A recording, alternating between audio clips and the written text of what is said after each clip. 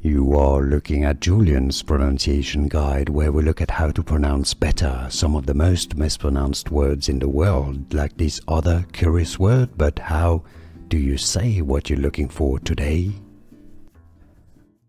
Let's learn how to pronounce this word, this adjective.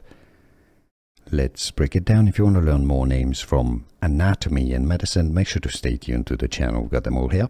So that's the name of a valve in the heart.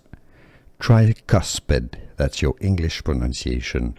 The stress is on the cus syllable. Tricuspid.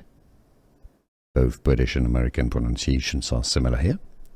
Tricuspid, tricuspid valve. Here are more videos on how to pronounce more confusing words and names too many mispronounced. Like this video if you found it useful. I appreciate your support. I'll see you soon and thanks for watching.